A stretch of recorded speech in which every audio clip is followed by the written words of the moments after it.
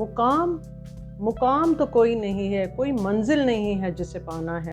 Hi friends, happy to see you again. Welcome back to my channel. I'm so happy today.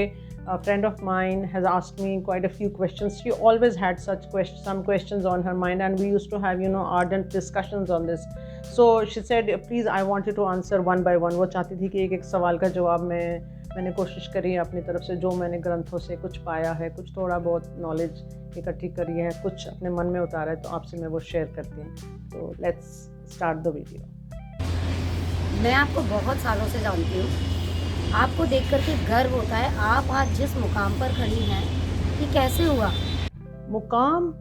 मुकाम तो कोई नहीं है, कोई मंजिल नहीं है जिसे पाना है. जब हमारे अंदर एक अंडरस्टैंडिंग आ जाती है कि ये जग एक्चुअल में लीला है, ये माया है, this is all false, that the truth is somewhere else, सच्चाई कुछ और है. जब वो हमारे अंदर, हम अपने अंदर जब जाते हैं, अंदर देखते हैं और कुछ एक अंडरस्टैंडिंग आ जाती है, तो मन में एक बहुत सुकून आ जाता है, एहसास हो जाता है. उससे लगता है कि सब कुछ, जैसे संदीप माहेश्वरी कहते हैं, सब कुछ आसान हो जाता है, ज़िंदगी बहुत आसान हो जाती है. मैं सेलिब्रिटी वाली सक्सेस की बात नहीं कर रही हूँ, बल्कि मैं उस सक्सेस की बात कर रही हूँ जिसकी हम सबको ज़रूरत है. ये आखिर हुआ कैसे? जी, खामखा बिना वजह ही हमने अपनी ज़िंदगी को इतना कॉम्प्लिकेटेड बना रखा है. छोटी छोटी उलझनों में फंसे हुए हैं. उसने ये कहा, जब सच्चाई मन में उतरने लगती है तो गांठें खुलने लग जाती हैं, सब उलझनें सुलझने लग जाती हैं, रिश्ते बहुत सुंदर हो जाते हैं, अंदर एक नई ऊर्जा आती है, एक नई एनर्जी आती है, और ज़िंदगी ऐसे लगता है जैसे ज़िंदगी दोबारा से मिल गई है. ये एहसास होता है. इसकी मैं बात करती हूँ हमेशा. समस्याएं तो हर किसी की लाइफ में आती हैं, लेकिन इन सबसे ऊपर उठ कर के जो आप शांत रहती हैं, वो देख कर के बड़ा मज़ा आता है. आखिर ये करती कैसे हैं आप? मैंने तो आज तक कभी आपको परेशानी में देखा ही नहीं. यहाँ तक कि मैंने आपके माथे पर कभी शिकन भी नहीं देखी. हर हालत में आप इतनी खुश कैसे रह पाती हैं? इसका कारण बताइए मुझे. देखिए, प्रॉब्लम्स तो अपनी ही जगह हैं. ज़िंदगी जब तक है, प्रॉब्लम्स तो रहेंगी, समस्याएं रहेंगी, प्रॉब्लम्स कहीं नहीं जाएंगी, वो वहीं रहेंगी. लेकिन हम उनको कितनी तवज्जो देते हैं, ये इस चीज़ का फ़र्क पड़ जाता है. जब सच मन में उतर जाता है तो प्रॉब्लम्स को हमें मालूम है, इनको एक एक करके उलझाना है. अपने मन में, अपने जहन में ज़्यादा जगह नहीं देनी है. और सबसे बड़ी समस्या हम खुद हैं, हमारी अपनी ईगो है. जब हम ईगो को इतना तवज्जो दे रहे थे, इतनी इंपॉर्टेंस दे रहे थे, तो प्रॉब्लम्स बहुत बड़ी होती जा रही थी. लेकिन जिस दिन समझ में आ गई कि ये ईगो ही फॉल्स है, जिसको हमने इतनी इंपॉर्टेंस दे रखी थी, अचानक से ऐसे लगता है प्रॉब्लम्स धीरे धीरे हटने लगी, सुलझने लगी. अपने आप ही ये हो जाता है, ये नेचुरली हो जाता है. आपसे जब भी हमने अपनी समस्या का समाधान पूछा है, आप हमेशा ये कहती हैं कि खुद से सवाल पूछो. आखिर वो सवाल होते कौन से? सवाल तो खुद से करने हैं. देखिए, देयर इज़ एन ऑर्डर. हर एक चीज़ में एक ऑर्डर है, एक नियम है. परमात्मा का एक नियम है. सुबह सूर्य उदय होता है, दिन चढ़ता है, शाम होती है, चाँद निकलता है, रात होती है, मौसम बदलते हैं, फूल खिलते हैं. लेकिन हमने इतना टेकन फॉर ग्रांटेड, कभी हमने रुक के पूछा है कि इस सब के पीछे कौन है और हमारे जीने का क्या मकसद है. हम कौन है? जो मेरा नाम है वो मुझे किसी ने बाहर से दिया है. जो मेरा देश है, किसी ने बताया कि तुम इस देश के हो. जो डिग्री है वो भी किसी ने दी है.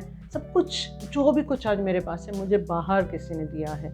लेकिन मैं खुद कौन हूँ, ये अंदर जाके ये सवाल करने की ज़रूरत है कि मैं कौन हूँ. और यकीन मानिए, बिलीव मी दैट, जब आप खुद के अंदर जाएंगे और तो ये सवाल खुद से करेंगे तो ज़रूर इसका जवाब मिलेगा. और क्यों चाहिए ये जवाब, ये आप अंदर जाने के बाद ही जानेंगे कि इससे सुंदर एहसास और कोई नहीं हो सकता है. आप हमेशा कहती है कि जिस चीज़ में कमी होती है, यानी कि जो चीज़ अधूरी होती है, वो भी बड़ी सुंदर होती है. ये आखिर कैसे होता है? ये इम्परफेक्शन में ही परफेक्शन है, ये मैं हमेशा कहती हूँ. सुनती आई थी, मैंने भी किताबों में पढ़ा था, मैं भी रिपीट कर देती थी. लेकिन इसको जानना है, इसको पहचानना है, तभी इसकी खूबसूरती नज़र आएगी. एक कहानी सुनाती हूँ. एक मॉन्क था, वो हर रोज़ कुएं पे जाता था और 2 बाल्टी पानी भर के लाता था. और उसके घर पहुँचते पहुँचते एक बाल्टी में से पानी पूरा निकल जाता था, क्योंकि उस बाल्टी के नीचे एक छेक था. तो एक आदमी रोज़ उसको उस रास्ते से चलते देखता था और वो देखता था कि घर पहुंचते पहुंचते उसकी बाल्टी नीचे से उसकी बाल्टी खाली हो जाती है। तो एक दिन वो रुक के पूछता है कि आप बताइए कि ये जो बाल्टी रोज़ खाली हो जाती है, आपको क्या ज़रूरत है ये बाल्टी लाने की, आप इसको फेंक क्यों नहीं देते जब वो पानी उसमें बचता ही नहीं है। तो मॉन्क कहता है आप मेरे साथ चलिए। वो उस आदमी को अपने साथ उसी राह पे ले जाता है जो कुएं तक राह जा रही होती है। तो कुएं तो उस राह पे क्या होता है, एक साइड पे तो खाली बंजर ज़मीन होती है और दूसरी साइड पे बिल्कुल फूल खिले होते हैं। तो कहते हैं ये बाल्टी जो टूटी हुई बाल्टी है मैं इस साइड पे पकड़ता हूँ, तो देखिए इतने सुंदर फूल खिले हैं। हर इम्परफेक्शन में, हर एक इंसान में जो कमी होती है उसी में कोई खूबसूरती होती है, वही हमें ढूंढनी है और ढूंढने पे ज़रूर मिलती है ये।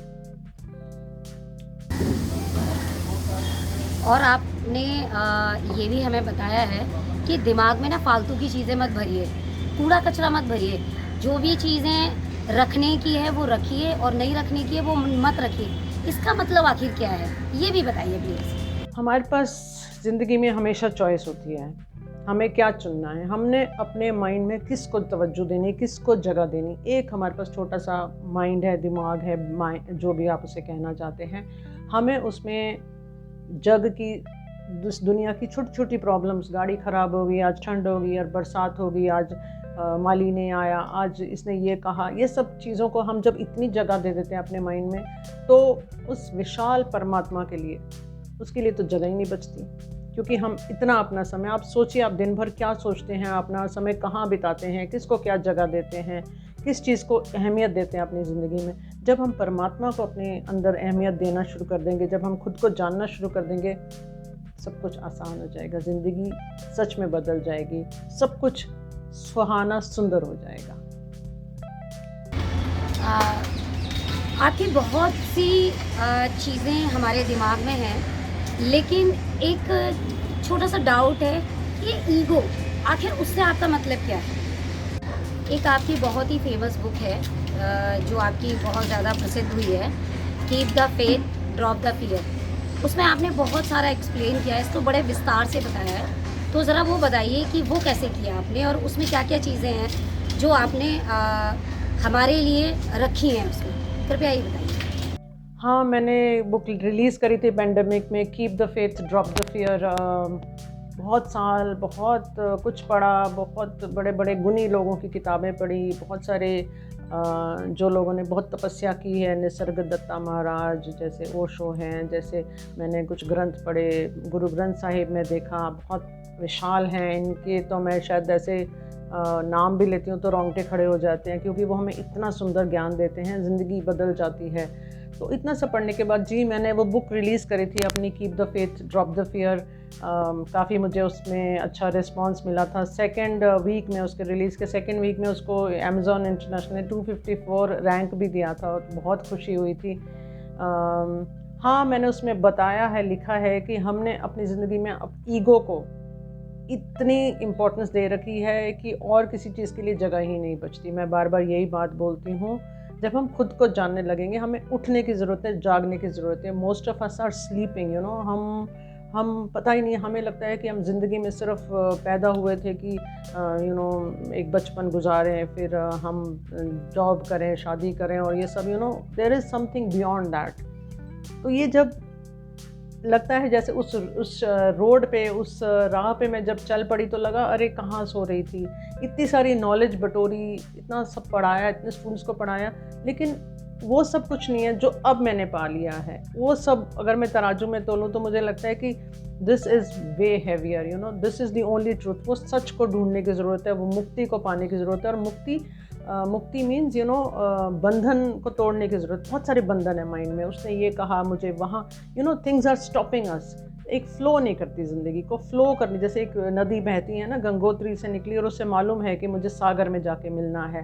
रास्ते में चाहे बोर्डर्स आएँ, बड़े बड़े पत्थर आएँ, मार्शेज़ आएँ, लोग आएँ, जानवर आएँ, वो तो बहती चली जाती है और गुनगुनाती चली जाती है। इतनी सुंदर गीत उसका आपको सुनाई पड़ेगा। उसे मालूम है उसे सागर में मिलना है। हमें भी वो विशाल परमात्मा से मिलना ही मिलना है। ये तो सब सत्य ही है ना। तो इस तरह से लाइफ चेंज हो जाएगी। You need to wake up. Thanks for tuning in friends. Thank you so much be for being part of the family. अगर आपने अभी तक सब्सक्राइब नहीं किया तो प्लीज़ सब्सक्राइब करिए, जिससे कि हम बहुत सुंदर सत्य की बातें कर सकें। आपको कुछ कमेंट करना है, कुछ इसके बारे में कहना है, तो आप कमेंट बॉक्स में ज़रूर लिखिए और बेल आइकन दबाइए। And see you in my next video. Bye.